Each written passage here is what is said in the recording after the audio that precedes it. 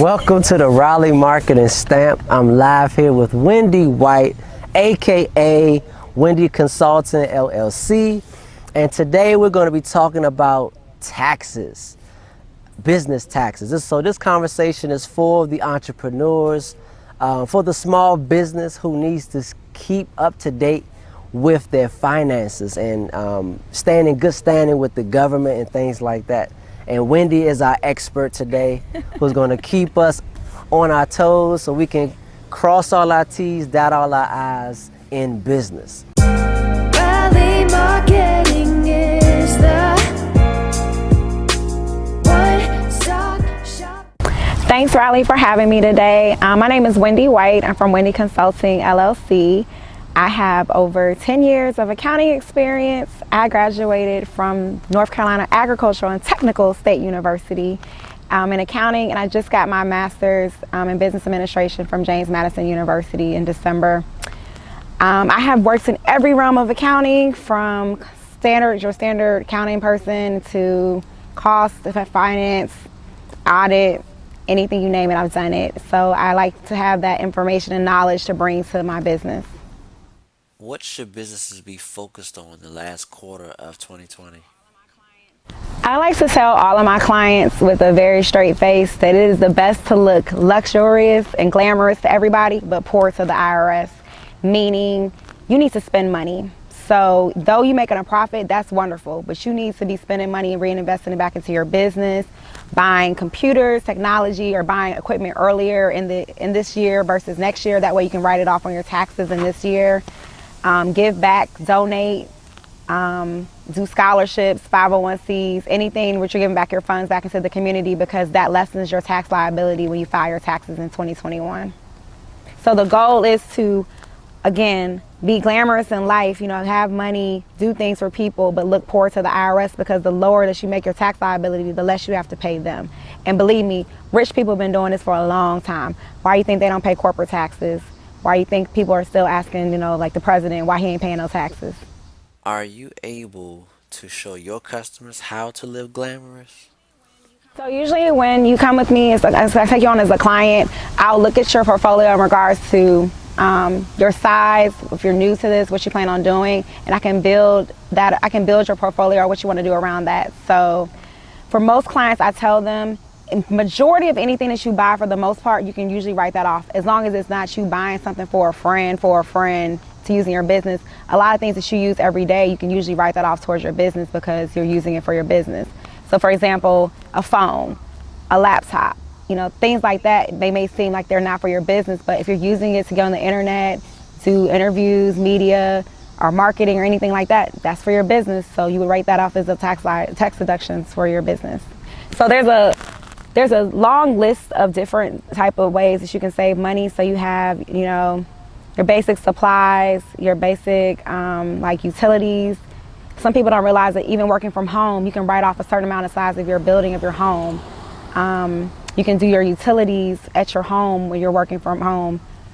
Some people don't realize that even like if you have a vehicle, you can use that for your business, and you can also take that deduction as well, and write off like any maintenance. In some states, you have to pay property tax on your vehicle. You can write that off. If you have a car payment, you can take the interest from your car payment and write that off as well.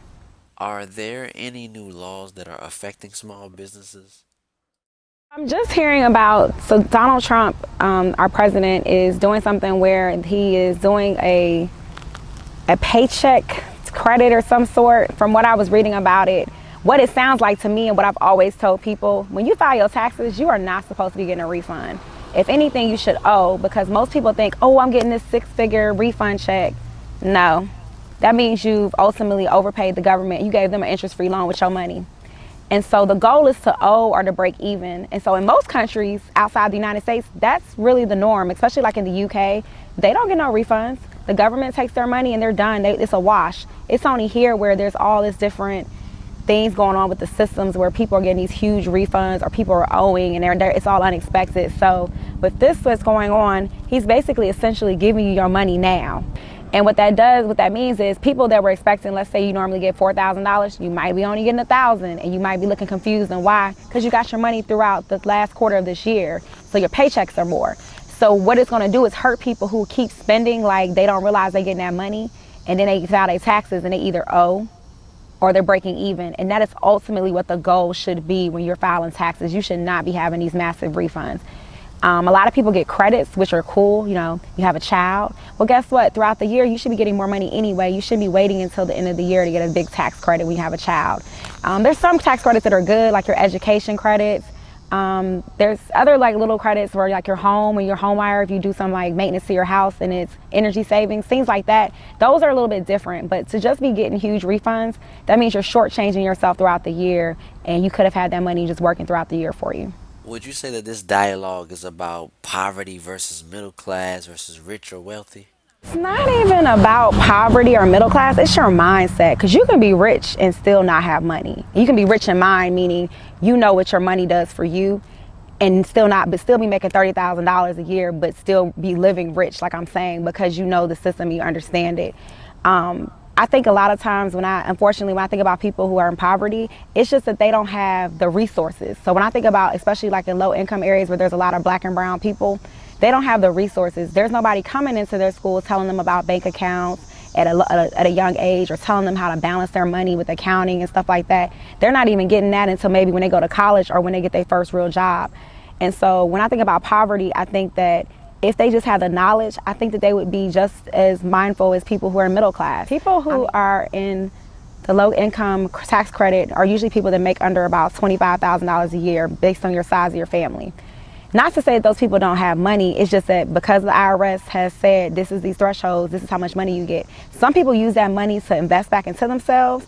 Some people use it to buy cars and hair and just silly things. But if you have a person who may not be making that much money, they reinvest that money, maybe they buy some stock for the first time. They're still, like I said, rich in mind, even if they don't have a lot of money for themselves just right now. So I always believe that it's just your mindset. You can always be anything that you want to be. What are you offering businesses right now? First of all, I have offer a free 30-minute consultation where we can sit down and I can discuss your business and I can learn a little bit about you, and then I can kind of see what you need in order to, provide the services that you may need. But bigger than that, so last year when I first started my business, I didn't do my tax classes until January when the tax year had started. But this year I'm more proactive. I actually have some tax classes that are going to start in November, and they're already on my website, and they do cost a fee, but that fee goes towards a coupon code that if I do end up filing your taxes for you, I'll let that be like a promo code. But what I can offer the most of is, especially for like a first-time person, just getting you set up, because sometimes people have the best ideas, but they don't know how to move the money. And so I can bring you like an Excel file or teach you about QuickBooks so that you can have that part down so that you can focus on your business. Because you can have a brilliant idea, but if you don't understand the money, you can go broke and be in the red and end up having to shut down because you don't know where your money's going. And if for people that have already been in business, what I can do is ask you, are you looking to expand? Are you looking to, maybe move your software to something that's already just going to be doing it automatically versus you having to manually put in things, just kind of upgrading them. So it all depends on your level.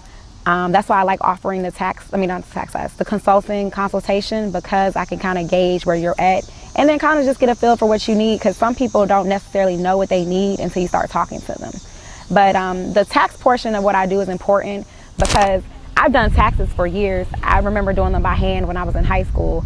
I don't do it necessarily for like the huge amount of money. I do it so that you have the knowledge and understand it, because you should understand taxes because they're not that difficult as everybody makes them seem. It's just that people don't think about the little things. But in regards to my services that I offer outside of tax, I offer budgeting, bookkeeping. I offer even helping you assist you with payroll. So I offer a lot of different tools and things that can be used for business. What is one tip that you would give us today? If you are blessed to be in the black due to this great COVID year that we're in, you need to spend that money and reinvest it back into your business. So if you are sitting on like a $15,000, $20,000 profit, or even $5,000, buy a laptop, buy something that can reinvest into your business and lower your tax liability for 2020. So, what is the best way to reach you? I like people just going straight to my website, www.wendyconsultingllc.com, because you can click book now and book an appointment with me directly. I'm Wendi White from Wendi Consulting LLC, and I've just been stamped by Raleigh Marketing.